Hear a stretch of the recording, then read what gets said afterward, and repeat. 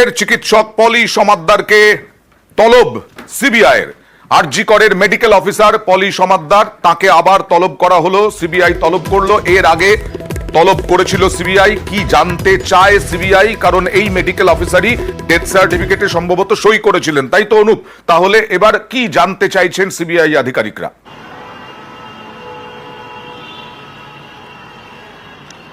দেখো, সিবিআইয়ের পক্ষ থেকে তলব করা কিন্তু একটাই কারণ, পলি সমাদ্দারকে যে ক্ষেত্রে ডেথ সার্টিফিকেটের কথা বলা হচ্ছে, নিজেদের খুন এবং ধর্ষণের ঘটনা, তিনি কিন্তু ডেথ সার্টিফিকেটে প্রথম তিনিই সই করেছিলেন, এমনটাই কিন্তু সিবিআইয়ের পক্ষ থেকে বেশ কিছু তথ্য হাতে এসেছিল। পরবর্তীতে ডেথ সার্টিফিকেট হাতে আসে, সেখানে কিন্তু এই পলি সমাদ্দার তার কিন্তু সই সেখানে স্পষ্ট ছিল।